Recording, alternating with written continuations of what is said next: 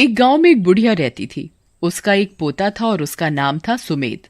उस बुढ़िया का सपना था कि उसका पोता सुमेध बहुत बड़ा डॉक्टर बने और सुमेध भी यही चाहता था कि वो भी अपनी दादी का सपना पूरा करे। इसलिए बुढ़िया सुमेध को अच्छी पढ़ाई के लिए शहर भेज देती है। सुमेध भी बहुत लगन से पढ़ाई करता था और वो भी अपनी कक्षा में प्रथम आता था। जब अपनी सारी पढ़ाई करके घर वापस आता है तो उसे पता चला कि दुनिया में एक महामारी फैली हुई है और वो महामारी थी कोरोना वायरस, जिसने दुनिया में बहुत लोगों की जान ले रखी थी। ये बात जानकर सुमेध बहुत चिंतित हो गया। उसे ये चिंता थी कि कहीं उसकी दादी को ये बीमारी ना पकड़ ले और दूसरी ओर उसको ये डर था कि कहीं ये बीमारी उसके गांव वालों को ना खा ले। अरे नहीं, अगर ये बीमारी मेरे गांव वालों को खा गई तो और मेरी दादी तो बूढ़ी भी हैं। उनके अंदर तो इतनी ताकत भी नहीं है कि वो इस बीमारी को झेल पाए। जब वो अपने गांव में वापस पहुंचता है तब वो देखता है कि सारे गांव वाले किसी कोरोना वायरस से बीमार होने की चर्चा कर रहे होते हैं। अरे भाई, क्या करें, बेचारी बुढ़िया कैसे ठीक होगी। हाँ भाई, देखा मैंने, ये बीमारी तो बहुत खतरनाक है। ना जाने कौन करेगा उसका इलाज। गांव वालों की ये बात सुनकर सुमेध बहुत घबरा जाता है और वो एक क्षण की देरी किए बिना अपने घर पहुंचता है और देखता है कि उसकी दादी को कोरोना वायरस हो चुका था और सुमेध बहुत डर जाता है। ये तुम्हें क्या हो गया दादी? नहीं बेटा, तुम मेरे पास मत आना। मुझे कोरोना हो गया है। तुम मेरे पास आए तो तुम्हें भी हो जाएगा। हाँ बेटा, तुम उनके पास मत जाओ। अरे अगर मैं नहीं जाऊंगा तो उनके पास कौन जाएगा? और मेरी दादी का इलाज किसी गांव वाले ने गांव के अस्पताल से क्यों नहीं कराया? अरे बेटा, गांव के अस्पताल की हालत अब तुम्हें क्या बताए। वहाँ डॉक्टर इतना पढ़ा लिखा है ही नहीं कि वो तुम्हारी दादी का इलाज कर पाए, और ऊपर से वो डॉक्टर तो खुद ही इस बीमारी से डर के अपने घर में छिपा पड़ा है। क्या? ये कैसा डॉक्टर है? कोई बात नहीं, अब मैं आ गया हूँ ना, अब मैं ही अपनी दादी का और अपने इस गांव का इलाज करूंगा। फिर सुमेध ने इस बीमारी के बारे में सारी जानकारी इकट्ठा की और बीमारी के बारे में पढ़ा और उसने पूरे गांव को समझाया कि इस बीमारी से वो लोग कैसे बच सकते हैं। हमें इस बीमारी से सिर्फ हम खुद ही बचा सकते हैं। हमें घर से बाहर नहीं निकलना। कोई भी चीज छूने से पहले सैनिटाइजर का इस्तेमाल करना है। किसी भी व्यक्ति से 6 मीटर की दूरी बनाए रखें और किसी से भी हाथ मत मिलाइए। अपने शरीर की शक्ति को बढ़ाएं और ज्यादा से ज्यादा स्वस्थ खाना खाएं। और अगर किसी को सर्दी या जुकाम इत्यादि हो तो मुझसे संपर्क करें और अपना कोरोना टेस्ट करवाएं। और फिर सुमेध अपनी दादी को अस्पताल में भर्ती कराकर उनका इलाज करने लगा और उसके मन में लगन बैठ गई कि अब वो गांव के किसी भी व्यक्ति को कोरोना वायरस से मरने नहीं देगा। पर अफसोस, वो अपनी दादी को ही नहीं बचा पाता और फिर उसकी दादी का देहांत हो जाता है और सुमेध बहुत दुखी होता है।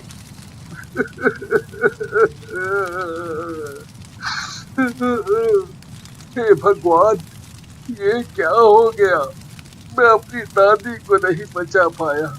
मेरी प्यारी दादी अब इस दुनिया में नहीं रही। ये क्या हो गया?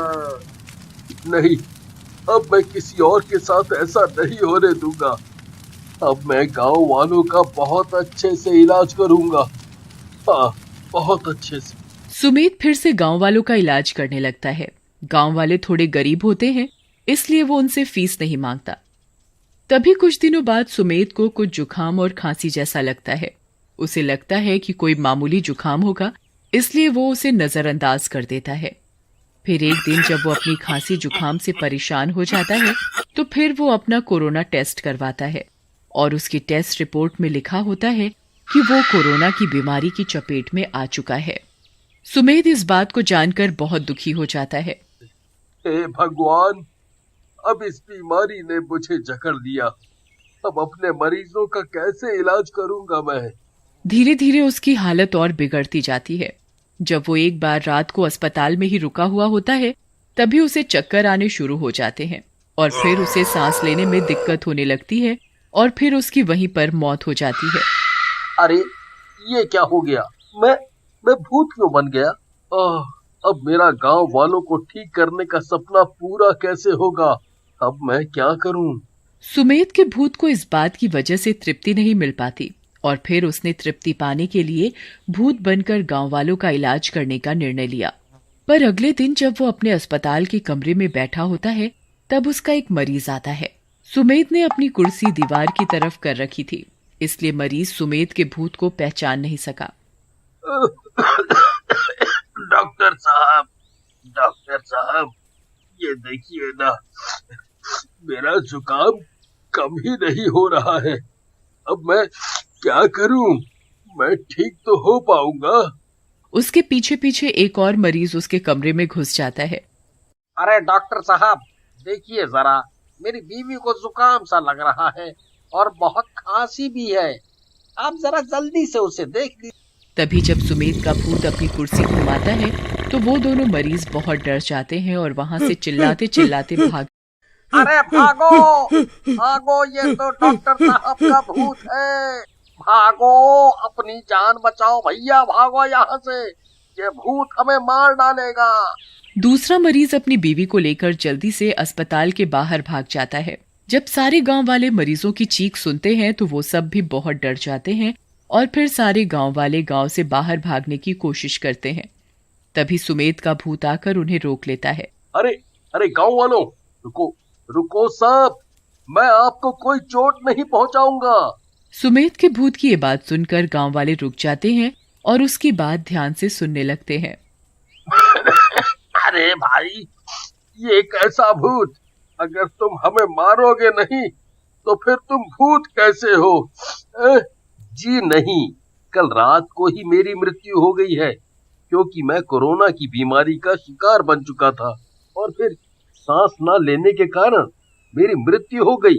पर मृत्यु के बाद भी मुझे तृप्ति नहीं मिली क्योंकि मेरा सपना, जो कि आप सभी गांव वालों को इस खतरनाक बीमारी से बचाना है, तो मैंने ये निर्णय लिया कि मैं मरने के बाद भी भूत बन के आप सभी का इलाज करूंगा, जिससे मुझे तृप्ति मिल सकेगी। गांव वाले उसकी बातों पर विश्वास कर लेते हैं और उसकी बहुत प्रशंसा करते हैं। वाह भाई, क्या भूत हो तुम! तुम्हारी बातें सुनकर मन को शांति मिल गई।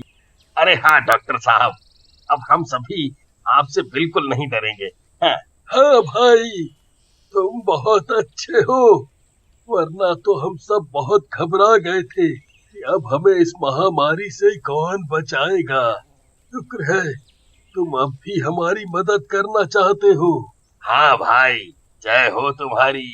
मैं भी बहुत खुश हूँ ये जानकर कि आप सब भी मेरा पूरा साथ दे रहे हैं। अब मैं आपसे वादा करता हूँ कि हम सब मिलकर इस कोरोना वायरस बीमारी को गांव से भगा देंगे। हाँ डॉक्टर साहब, हम सब आपके साथ हैं। आप जो बोलोगे हम वैसा ही करेंगे। हाँ। सभी गांव वाले सुमेध के भूत के मत में होते हैं और जैसा जैसा वो सुमेध का भूत कहता है, गांव वाले वैसा ही करते हैं। फिर सुमेध इस बीमारी के बारे में ये भी पता लगा लेता है कि इस बीमारी के चलते कोई भी घर से बाहर नहीं जा सकता और सबको मास्क लगाना बहुत जरूरी था। मुखिया जी, अब तो गांव में ये घोषणा करवा ही दीजिए। महामारी इतनी बढ़ चुकी है कि लोगों का बाहर रहना खतरे से खाली नहीं है और सबको मास्क लगाना अनिवार्य है। जैसा आप कहें, मैं अभी पूरे गांव में ये बोल देता हूँ। इसलिए वो गांव के मुखिया से बात करके गांव में क्वारंटीन करवा देता है और फिर सभी गांव वाले मास्क लगाने लगे। बूढ़े से बच्चे तक मास्क की जरूरत समझ चुके थे। तभी एक और समस्या आ जाती है। सारे गांव वाले सुमेध के भूत से मिलने जाते हैं। अरे सुमेध भाई, आपसे बहुत जरूरी बात करनी थी। अरे हाँ, बोलिए ना, क्या बात है? हम तो आपसे बिना किसी डर के इलाज कराने आ सकते हैं, पर हमारे बच्चे आपके इस रूप से डर जाते हैं। हाँ भाई जी, ये सही कह रहा है। हमारे बच्चे तो डर के मारे आपसे इलाज ही नहीं कराने आते। हाँ भाई जी, अब तो आप ही कुछ कीजिए। ऐसे तो हमारे बच्चे डर के मारे इलाज ही नहीं करवाने आएंगे और उनकी बीमारी और बढ़ जाएगी। कुछ कीजिए। अच्छा ठीक है, मैं कोशिश करता हूँ। और बताइए, आप सभी ध्यान से तो चल रहे हैं ना? मास्क लगा के रखिएगा, सैनिटाइजर इस्तेमाल करते रहिएगा, और हाँ, कोई भी तकलीफ हो तो आइएगा मेरे पास। हाँ भाई जी, जैसा आप बोलते हो हम वैसा ही करते हैं। घर से बाहर निकलते समय सैनिटाइजर का इस्तेमाल करते हैं, और मास्क लगाए बिना तो आजकल जिंदगी भी नहीं जी जाती। अच्छा ठीक है, ध्यान रखिएगा अपना। फिर सुमेध का भूत इस बारे में मुखिया जी से बात करता है। इसका एक हल है मुखिया जी। अरे बताइए ना, क्या हल सोचा है आपने? देखिए, मुझसे बच्चे ना डरें, इसके लिए मुझे उनका इलाज करते समय किसी इंसान के शरीर की जरूरत है।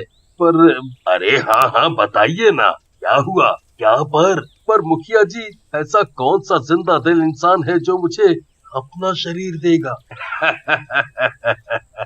नेकी और पूछ पूछ, आप हमारा शरीर ले लीजिए। ये गांव वाले हमारी प्रजा की तरह हैं, इसलिए मैं अपना शरीर गांव वालों की मदद करने के लिए आपको समर्पित करता हूँ। शुक्रिया मुखिया जी, आप सच में बहुत अच्छे इंसान हो। मैं तो कहता हूँ सारे गांवों को आपके जैसा मुखिया मिलना चाहिए। फिर सुमेध का भूत मुखिया जी के अंदर घुस जाता है और फिर वो गांव वालों के बच्चों का बेफिक्र इलाज करता है, और गांव वालों के बच्चे भी नहीं डरते उससे। फिर गांव वाले सुमेध के भूत की बात मानते मानते कोरोना वायरस बीमारी को गांव से दूर कर देते हैं, और फिर वो गांव कोरोना वायरस मुक्त हो जाता है। फिर सुमेध का भूत मुखिया जी के शरीर से निकलकर आसमान में उड़ जाता है, और फिर सारे गांव वाले सुमेध की आत्मा की शांति के लिए भगवान से दुआएं मांगते हैं।